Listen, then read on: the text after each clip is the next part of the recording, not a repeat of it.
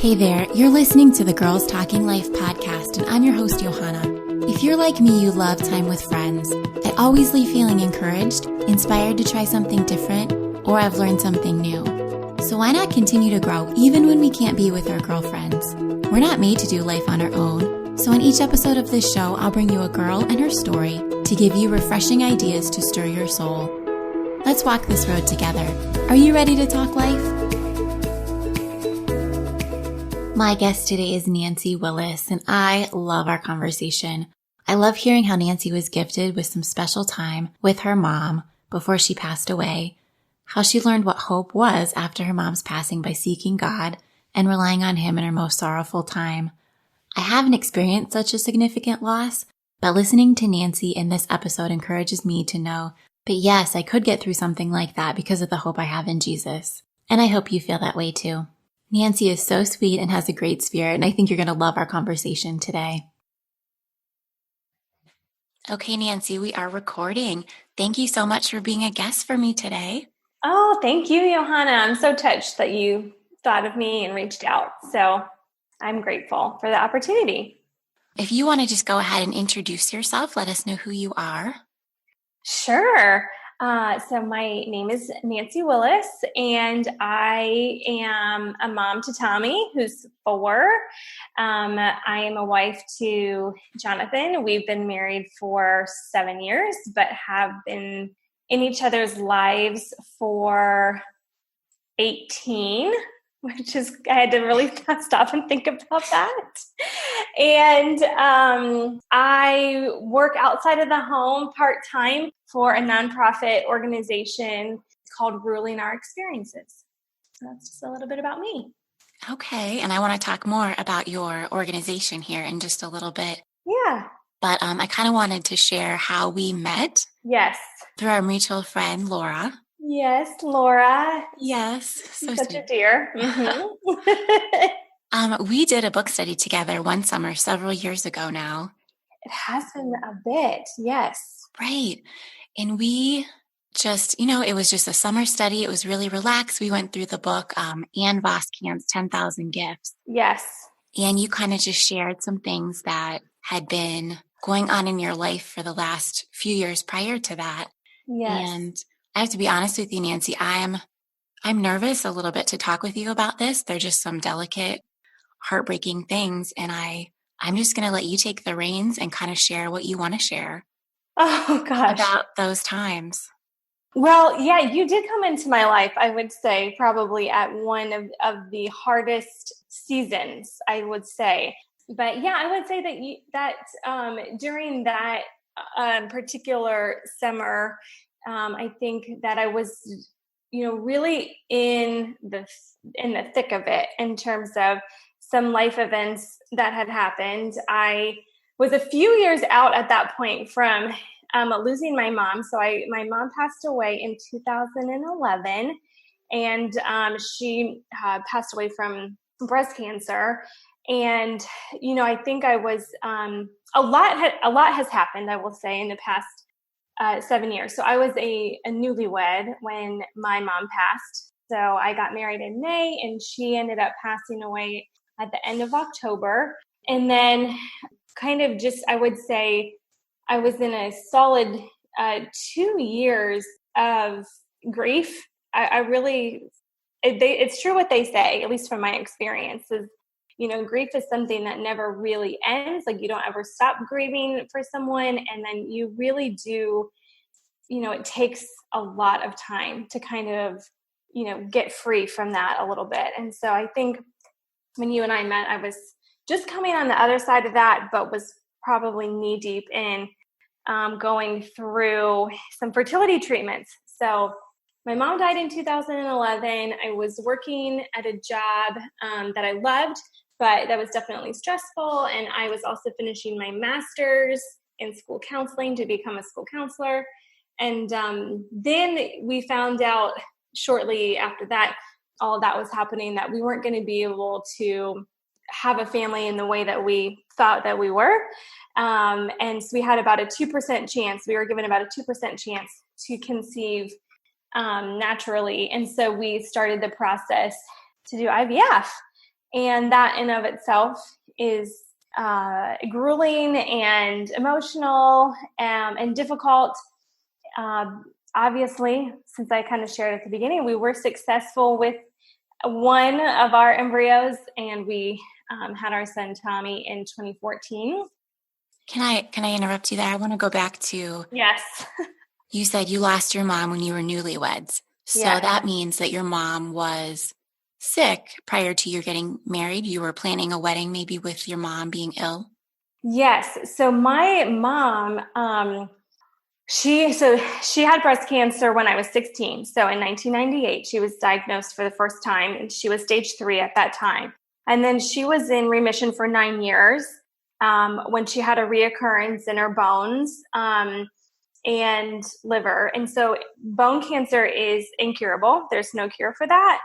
So she actually had been on treatment or doing treatment for 4 years up till 2011. And she honestly, for my wedding, was fine. We had no idea that 6 months later, we would be back at the same church, having a memorial service for her. We are thankful, I will say. I have a younger sister. I have an older and a younger sister, and my younger sister got married actually in September. And even at her wedding, it was at the beginning of September, I would say we call it like we were probably in denial, but we really still at that point did not have a clue or a strong indication that we would be, grieving her loss. She passed really suddenly after my sister's wedding, which I think is there's some, really neat things. I know that sounds strange, but things that happened, prior to my mom's passing. And one of those includes like both of us getting married and having a healthy mom for all of those events. When you get married, you have showers and you have rehearsal dinners, and you have brunches and all those things. And my mom was able to be present for those things, which is such a gift. That's fantastic. Sure. Yeah. There was also a really cool thing. So my mom has 3 sisters, and they were incredibly close. And the 4 of them went on a trip, just the 4 of them, to Hilton Head. And that was in the middle to end of September. And then my 2 sisters and my parents, so the 5 of us, we flew at the very beginning of October to visit one sister that was living in Kansas City. And, when you get older, you rarely have time with just your parents. Mm-hmm. Like your spouses are around, or then you have kids and they're around. And it was really, we didn't know it was going to be our last weekend, together as a family of just the 5 of us, but it was, and that, like, looking back, that we had that time together was such a gift. And I think it also is so cool to think about how, like, God knew that all of those things, right, were planned and orchestrated in advance of, a forever change. And to have those little memories. And I'll say definitely on that Kansas City trip, my sisters and I shared later, that we all went to bed that one of those nights and just cried ourselves to sleep, because we saw a shift that weekend. It was a pretty noticeable shift in my mom's health. And even though we didn't really know what was coming, you kind of do know, like, you just know something is happening and it isn't good.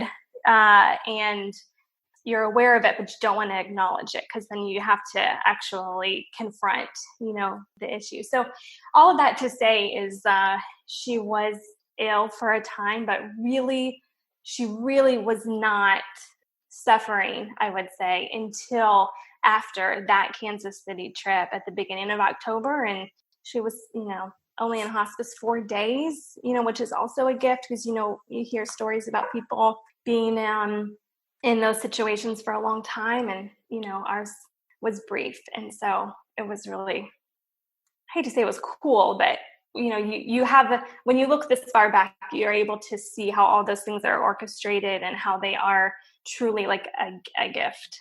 If you have to go through something like that, losing your mom, such an important person in your life, Yeah. just to have those good memories and, Yes. to know that it went quickly for her and there wasn't suffering and that she was able to participate in those events with you.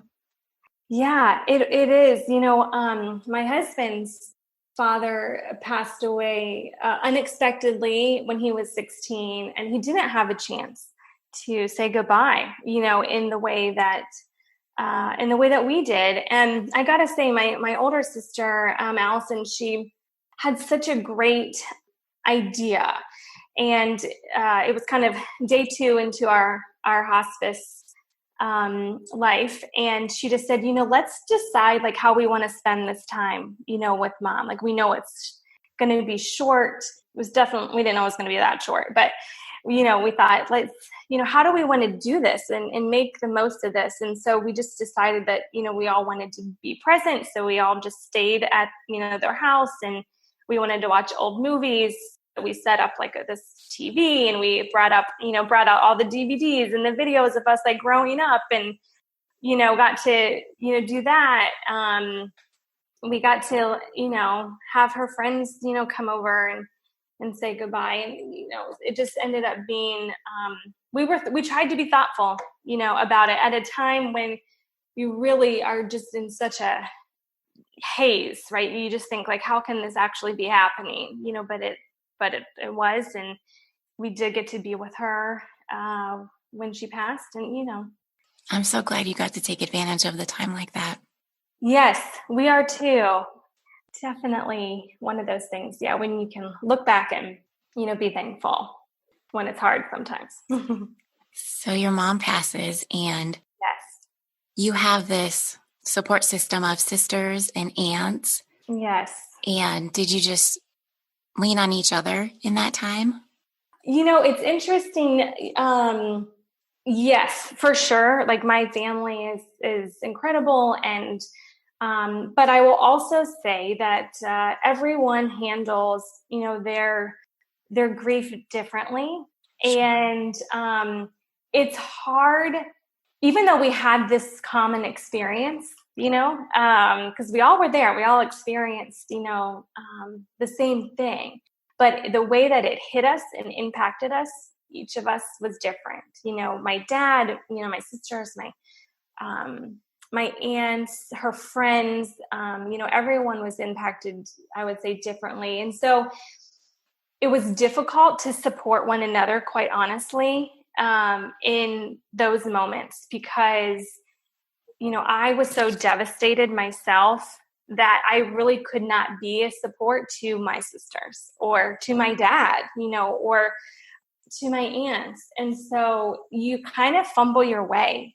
you fumble your way through it, and you lean on maybe some other people, in your life, because your support system that you're used to having is just as broken, as you. And so that was definitely something that, that I had to navigate. I certainly sought out professional help with that multiple times, actually, and still do. And then, I certainly had some friends, close friends, that were tremendously supportive. And I know, for even just watching my friends, know how to try to support me.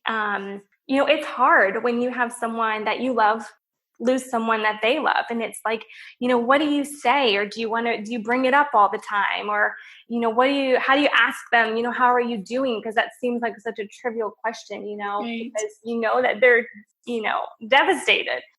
And so you kind of just navigate that as it comes.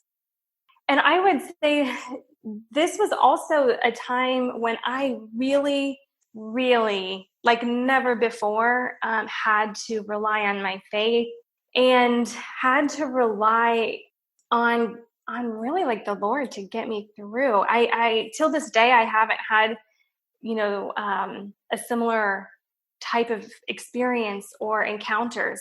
with the Lord like I did during that time, because I really had nothing else. I have, tremendous people in my life and a wonderful husband who knows what it's like to lose a parent. But when you really are stripped of everything, and, my mom was just like the best person in my life. We spoke every day.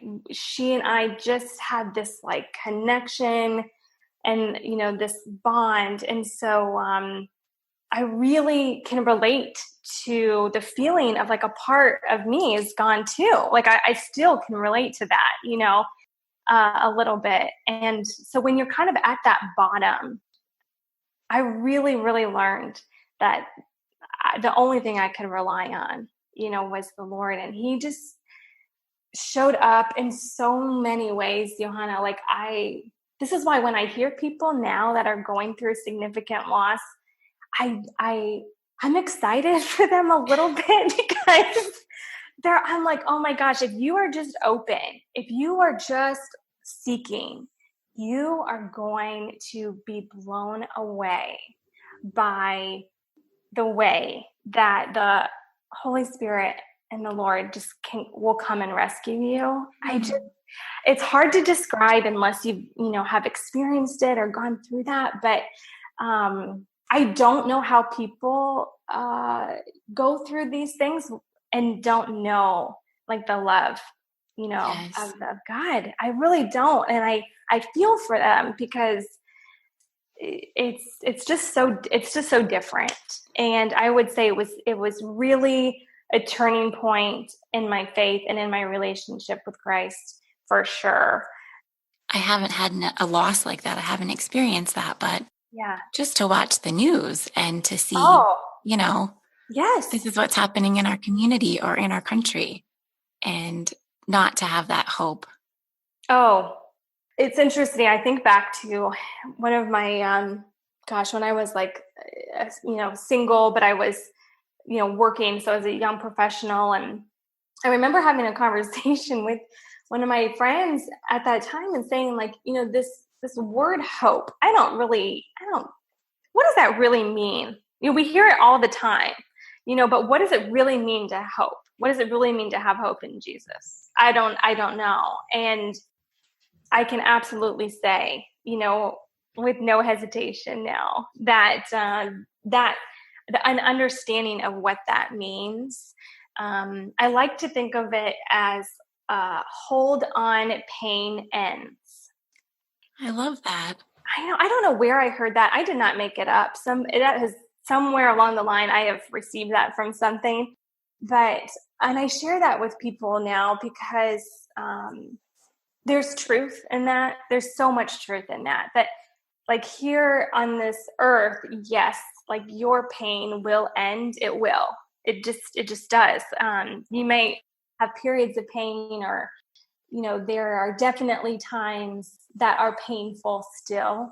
But I know without a shadow of the doubt that I will see my mom again, and I will have, get to spend eternal life with her. And there is so much encouragement in that for me. Absolutely. Yeah. You talked about struggling with infertility and Yes. going the route of IVF to get pregnant with your son, Tommy. Can you talk a little bit about that for me? How did you come to that decision? Yes. So our fertility challenge is male fertility, actually. And I think that is not something that a lot of people talk about, at least that I know. It tends to be folks that I know who have gone through some fertility struggles. It's all been female related. And so in our case, we had male infertility issues. And so that, I don't want to say that it made it easier, but I do know that I've talked to, women, and it's a little bit of a heavier issue because they take on so much of that blame. Mm-hmm. And I don't, have that same experience. And so when we found out that it was going to be a 2% chance of conceiving on our own, we really just made the decision together to, invest, honestly, our resources and our emotions and our physical abilities, to just going for what's going to have the best potential outcomes. And so we jumped straight into IVF. We did not do any IUI or any of that before. And I had a really, really hard time being on the drugs that you take, like leading up to your, egg retrieval and embryo transfer. I just had significant headaches, and I've been a headache sufferer my whole life. And the ones that I was experiencing was unlike anything I'd ever had before. Oh, wow. Yeah, it was frightening at the time, because it would be like for days, and it would just take me out. Is that a common side effect? I think that there definitely are some strong side effects to some of the drugs that you take. I haven't talked to anybody else that's had like the major migraines that I did. I think my migraines tend to be hormonal, influenced anyways. And so, it was part of my experience, and one that I would not wish on anybody, but, you do what you do to, get an outcome that you really want. And we just really, really wanted a child of our own. And so we, when you do an egg retrieval, you obviously you have multiple eggs. So the first retrieval, we had like 15 eggs, and we then had 8. From that, you had 8 embryos. And so we transferred 2. And I didn't know this. In the fertility world, you can get a maybe. Like, I thought you would get like a yes, you're pregnant, and no, you're not. I had no idea that there is like a maybe or a possibly answer. No, I didn't know that either. Yeah, I didn't either until I got that call one day at work. And they said, okay, so you're not pregnant, but doesn't look like you're really pregnant, but you are slightly pregnant, which was just so bizarre. Is that a false positive, or? It is an embryo has implanted, but there's a number called like the HCG number that's in your a hormone. Yeah, is not at a level that they think is going to develop into successful. Yeah, pregnancy. So then that just was more waiting. And when you're in the fertility world, you wait all the time. Like, I have really had to learn about waiting, because you're just constantly waiting for the next blood result, the next, phone call, the next ultrasound to make sure your uterus is good. I mean, it's just always like waiting. And so we had to wait again, that, dreaded 48-hour period to see if that number doubled. And it hadn't. And so we ultimately then, you go through the process of, shedding those embryos, and then you kind of start over again. And so we transferred a few months later, we transferred 2 more embryos, and got pregnant with twins. We had, we had an ultrasound that showed us 2 little babies that were growing on there. And they did warn us at that time that like one looked like it was bigger than the other. And so, we need to keep waiting and watching and see what happens. And then ultimately, we only have 1 child. And so we did learn that the other embryo did not continue to grow and develop. And at that point, quite honestly, we were so ecstatic to be having 1 healthy baby growing that we were just so focused on that and excited about that. And then that left us with one embryo. And we actually just went through this spring. We ended up transferring that. So we went through the process again of preparation and went through and we transferred that embryo in April. and learned, 10 days after that was not going to grow into a baby for us either. And so we are currently in that gray area of trying to decide and decipher like what is, next for us on this journey. And many days. That was your last. That was our last. Yeah. It's our last. And we knew that doing IVF again from the beginning was not something that seemed like the right thing to do. It's not easy. And you have so many embryos potentially that it's a really hard choice to know like what, there's just so many unknowns. So like if we had 8 embryos again, right? Like what are we doing with all of those 8? Because I'm not having 8 more babies. Right? Right. And so, you have to think about these things when you're doing this, because for me anyways, it was important for me to know or to be able to say, what we would do. So we're still, discussing we don't have a lot of options, and we're not getting younger either. But yeah, so we're still figuring it out. It's tough, Johanna. It's tough to know. That sounds like a really hard decision. Yeah, it is. Because, of course you want a sibling, and, I have siblings that are a huge part of my life, and, you want that or I would like that for my child, but. Well, I'll tell you, I am an only child. I did not know that. Yeah, so I do admire sisters, but it's okay. Yeah. Have lots of friends for Tommy and cousins. What was that? Yeah, you'll have to help me. Okay, we'll talk about that offline because I have like some questions for you. Sure. Yeah. That pregnancy with little Tommy was successful. Mm-hmm. You ended up with a sweet baby boy that you had been wanting and praying for so long. Yes. How is life as a mama to him? Yes. So I think, you said it perfectly. I wanted this, baby so bad and was so excited and, did not have an easy pregnancy, did not have an easy labor and delivery.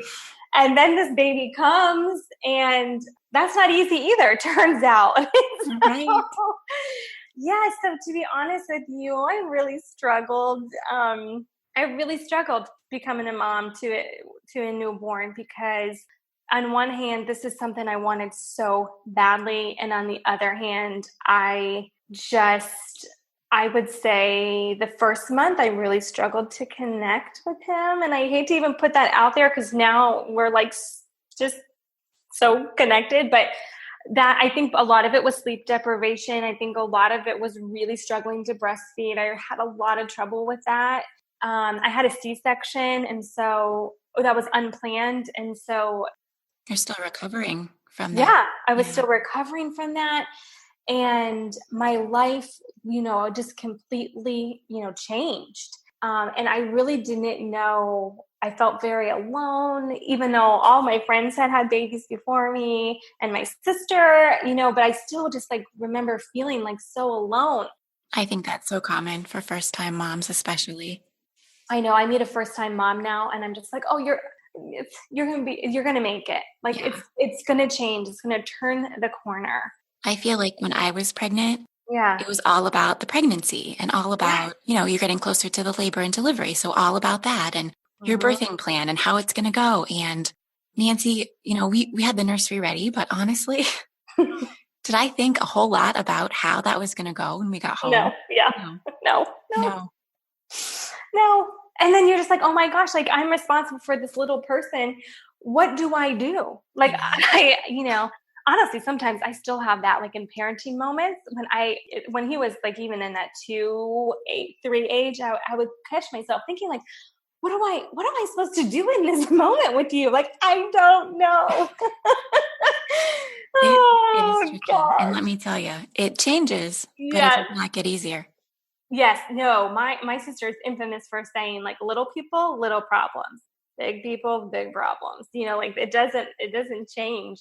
But yeah, so I really went through just a tough period, and I had a ton of support, and I still had a tough go with it. And it was about 6 months in, when I really realized that being a stay-at-home mom was actually not meant for me. Even though I really that was the only thing I ever wanted. Even before I married Jonathan, I said to him, just so you know, I want to be a stay-at-home mom. So whatever we have to do to make that happen, and we did. We made some choices early on in our marriage, and, we made some decisions that, prepared us to be able for that to happen. And then here it is. And I'm like, get me out of here, because I realized, that I needed adults. I needed to contribute to something. And honestly, one of the hardest things that I had to admit to myself and to say out loud, which I can say it now without crying, but for a while, I could not. And that was just that, being a full-time stay-at-home mom, did not fulfill me. It did not bring joy into my life. And I think as moms, I felt so ashamed to say that and to think that, because I know plenty of people who would love to stay at home full-time with their kids, but they can't. Right. And, here I am, and I am able to do that, and I can't do it. I think that's really brave that you were able to admit it and say it and then make a change. Yeah. And it definitely, I'll say this, I knew it when he was 6 months old. I couldn't actually admit it or say it until he was 2. To be honest, it took a really long time. And don't you feel so much better when you So, are with him because yes, of the time you spend away? no question. Yes. No question. Yes. I am a much better mom. Mm-hmm. Yeah, I'm just a better human, quite honestly.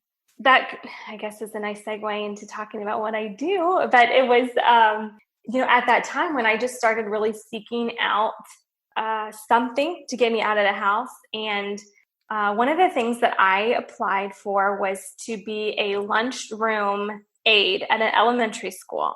Okay.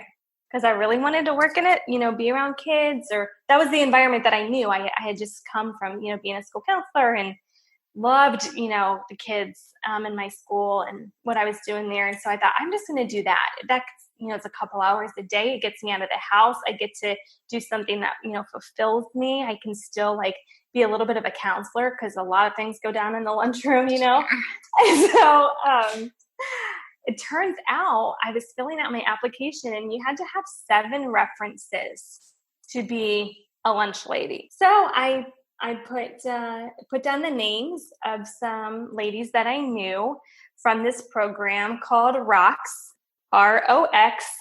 Ruling Our Experiences is known as ROX or ROX. And I had this program in my old building, and it was an empowerment group for girls that we ran with all of our 6th graders. And it taught them skills on how to solve conflict. And, we talked about body image, and we, teach self-defense, and we really get into the big issues that are going on for girls. So I put these ladies down as a reference, and they called me one day and they said, Nancy, tell me why you're applying to be a lunch lady. So I went through my whole thing. Look, I'm having a hard time. I need to get out of the house. And so to make a long story short, they said, well, at this time, ROX was still in its infancy and still a nonprofit that had been a few years old, but they were growing, but they didn't have any, of their employees. So they said, okay, let's see what we can do. Let's see what we can do to bring you on part-time. And I said, I will do anything that you need. You need it done, I'm your girl. I don't care what it is. So they went to the board and got approval, to bring me on part-time. And I'm still part-time. They have been so gracious to me. And it is work that is meaningful and that I love. And I get to work with these amazing women who care so much about making a difference in the lives of girls. And it has been by far one of the greatest gifts I would probably say I've ever been given. And I know that's a bold statement, but that's really how I feel about it. It's just been one of the best things that's ever happened to me. How wonderful to feel that way about your work. I know. It really, I think it's because, I mean, I love like the program that we do and the research and the education that we do, and the message that we're, putting out there. But even more so, I love our team. I just work with the most like supportive, but fun and truly, I would say, like inspiring women. Like, we're obviously a team of women because we run a girls program.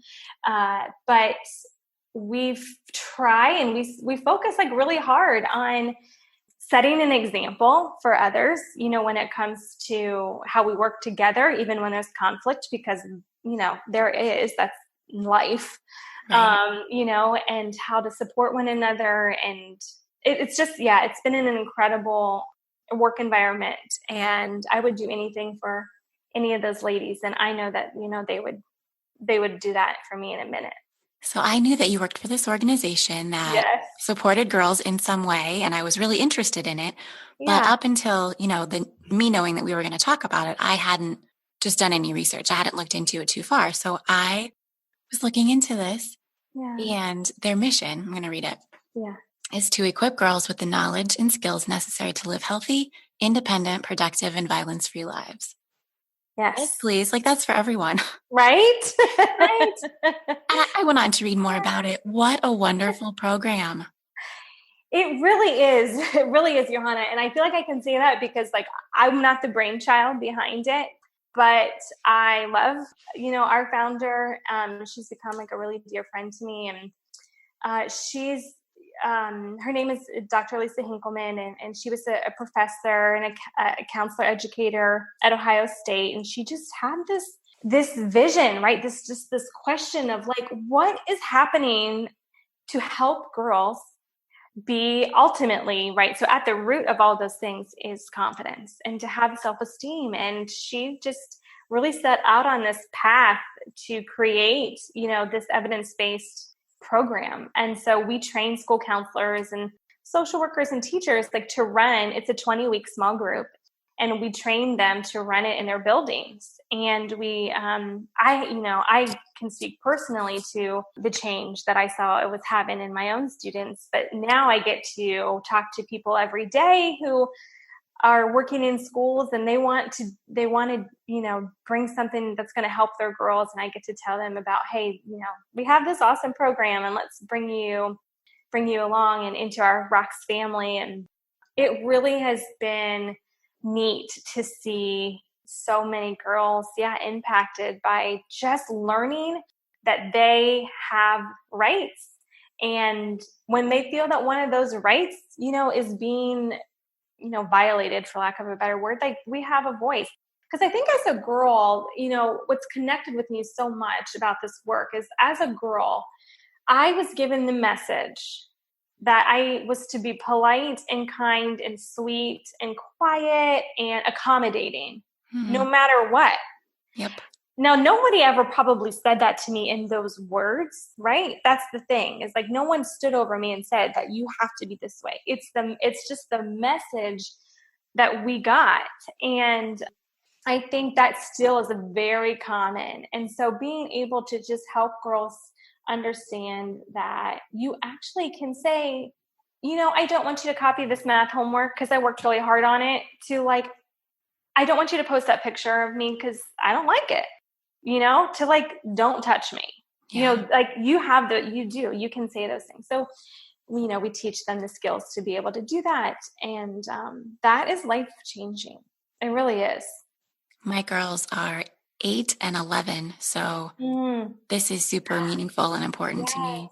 Yes, we got to get them to be Rocks girls soon. So if someone was listening, I know it's based in Columbus.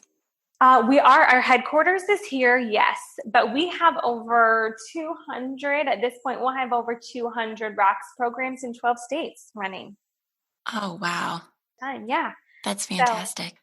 So if someone was interested in wanting to bring Rocks to their school, if you're a teacher or a counselor and you think, oh, I'd love to run a Rocks group, then you can just Google ruling our experiences, or find us on any of the social media channels. And I'm the one that answers all the inquiries. So you can connect with me that way. Oh, you get to talk to Nancy. Yeah. Okay.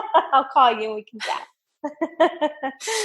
Well, Nancy, I want to move into our final segment, and I would love Yes. for you to tell me your favorite 5. Oh, my favorite 5. This was fun to think about because I am a person that, like, when I love something, I tell everybody about it because I think that they need it. We do. So I had a whole list, but I narrowed it down to 5. All right. So one of the things that I'm currently loving, and that is my favorite, is Monday date night. So I didn't even mention this, but when I had a child, my marriage changed as well. And I would say we have spent 4 years trying to figure out that part. And we just this summer started every Monday, having a date night. We have a sitter that comes to our house, and we just try to get away for 2 hours. So we'll go for a walk, or we'll go eat terrible like Mexican food, or just we went to Zumbizi Bay once this summer, and it really has been so life-giving to our marriage because we have had fun with each other and been able to just like chat and have good conversations. So it is one of my favorite things right now, is having that Monday night date night. I love that it's something static that you can look forward to and know For sure. this is coming. Yes. Or we'll pass each other in the hall and be like, oh, I meant to tell you, like, we got to talk about this Monday, like put it on the list. Put it on the list. Yeah. Yeah. And I literally keep a pad of paper like in my kitchen. And as I think of something, I just like jot it down. And then I take the list with me on Monday nights and just say, okay, I got to talk to you about this, and this. That's so productive. Well, yeah, that's my type A coming out. So Joe and I have wine Wednesdays. Okay. I love that. We don't leave the house, unfortunately, but no, it's okay. We, everyone goes upstairs and we have our time, and the TV usually doesn't go on. And yeah. Yes. Yeah. It's so, I've realized, because I think I've heard people talk about it, but now that I'm actually doing it, I've realized how important it is. And I think the fun part has been huge. Like us having fun together, like out, that's been really amazing for us too. Because it's, I don't know, then you just kind of rebuild that friendship part, that it's beyond just like, okay, so what bills need to be paid, who's doing pickup, those kind of things get so monotonous. Right. They become your housemate if you're not careful. Yeah. And that's what we were becoming. So. All right, so that's one. So the second favorite thing is another organization here in town that I have fallen in love with, and it's called Seeds of Caring. And Seeds of Caring is a completely like volunteer-run nonprofit that organizes volunteer opportunities for families with young children. And so it has provided some tremendous service experiences for us as a family. And, that's something that I'm just always trying to be aware. I live in this, bubble up here, and I'm just trying to be aware of opportunities where I can take Tommy to go volunteer somewhere and to teach him, about a refugee or a person that doesn't have a home, or a child that, may not have food in their pantry. And I love Seeds of Caring. They do a tremendous job. They list all of their events on Eventbrite. I highly recommend going and checking them out. And they usually have like opportunities from 2 years to 12 years old. Okay. That was my next question. What is the age of participants? Yeah. Okay. I will look into that. Yes. It's just, it's been really, really meaningful. And they do a tremendous job of organizing their events. So I've checked into some different things, and not everything is kid friendly. Most aren't. Yeah. Most aren't. Yeah. Especially for littles, for toddlers. It's definitely. Yeah. Okay. Seeds of Caring. I'm going to look at that. Thank you. Yeah. Mm-hmm. Okay. This is so random, but there is these donuts, okay, that are only available on Saturdays. The name of the little organization or company, I guess, that makes them. It's called Big Little Donuts. Have you ever had them, Johanna? No.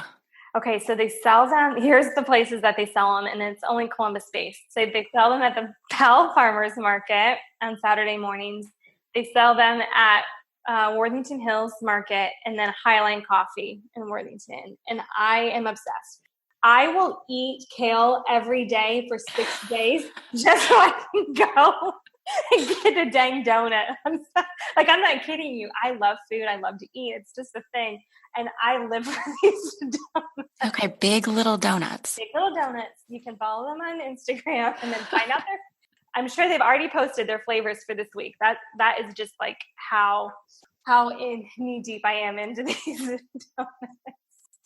Okay, so that was a random. My fourth thing is I have been turned on to the Hello Sunshine Book Club. It's Reese Witherspoon's book club. Have you seen any of these? I don't think so. Okay, Johanna, I have read now probably, I don't know, maybe 5 of her picks, and they've been some of the best books I've ever read. I mean, I'm hooked. Fiction, nonfiction?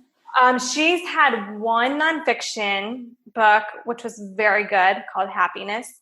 But the others are just these incredible stories that like you just don't want to put down. One that I really loved was called Next Year in Havana.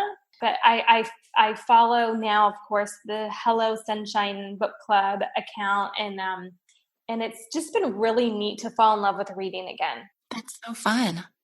Yeah.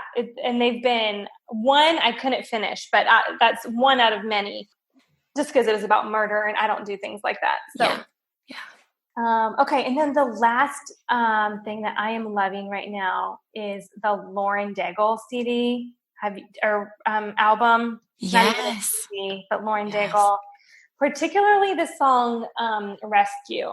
So I would recommend that if anyone listening is going through a tough time or just like wondering, just like wondering like, where is God in this situation? Or why is this happening? Or I feel so alone, or I'm so, sad or grief stricken. Like the song Rescue just is all you need. It just is it just kind of washes over you this reminder of like, no matter where you are, He can rescue you. It doesn't matter. I've listened to the album. I'm not sure which song is Rescue. Okay, go back and listen to Rescue. I will listen. Loud. And I mean, I still can't listen to it without shedding tears. Mm-hmm. But music has always done that for me. Music has always been an outlet. It has, I would say music has helped me tremendously with my grief. Quite honestly, there's a couple songs that just were on repeat every day, all day for some years, because it just is what I needed. And so I have a love of music in that way. And that song has just been, such an encouragement to me. My guest last week was Shala Johnson, and this actually was one of her favorites too. Was it really? And she mentioned a song. She didn't know the name of it, I don't think, but it has to do with an army. Yes. Is it on that album? It's on the album. Mm-hmm. Yes. I wonder if this is the same song. Yes. I think it is. Okay. Go listen. I'm going to figure it out. Yeah. That's so neat that she said the same thing. She did. Oh, and I can't wait to listen to her. She was great. Yes. Great. Yes.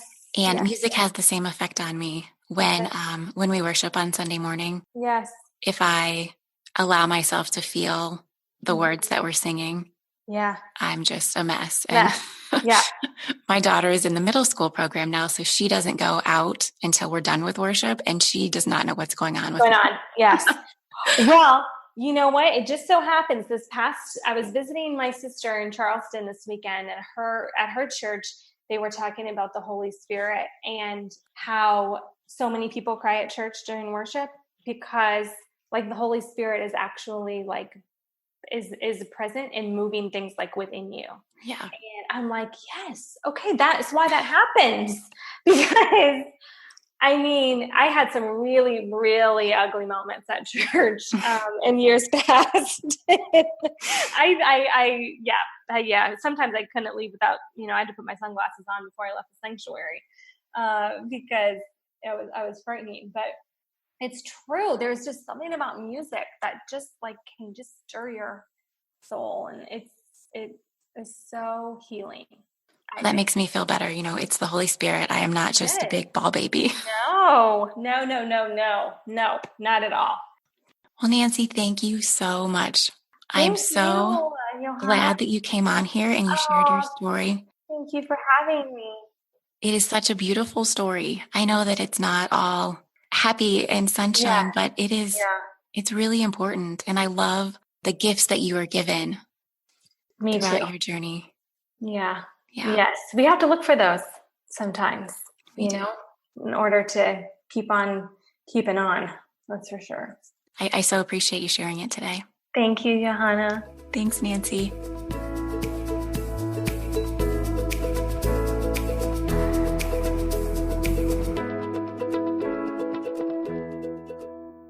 Hey friends, I hope you loved this episode. Nancy is so inspiring to me, and I hope you were as touched by her story as I was. Nancy talked about the organization Seeds of Caring. If you're local and this is of interest to you, check out their Eventbrite listing. They have a bunch of holiday service opportunities coming up. You can find the link in the show notes for this episode at girlstalkinglife.com. Nancy and I also talked about Lauren Daigle's song Rescue. I went back and I listened to it after we talked, and I've kept listening to it. This song is so powerful. It's like everything you've ever wanted to hear someone say to you. No matter where you are, I'm coming for you. And people can do that for us, but when they fall short, God is there. He's coming. If you haven't heard it, I encourage you to take a listen. And yes, it makes me cry. You can find out everything you need to know about this episode in the show notes. And if you like what you're hearing, please consider leaving a rating and review on iTunes. As always, thanks for tuning in.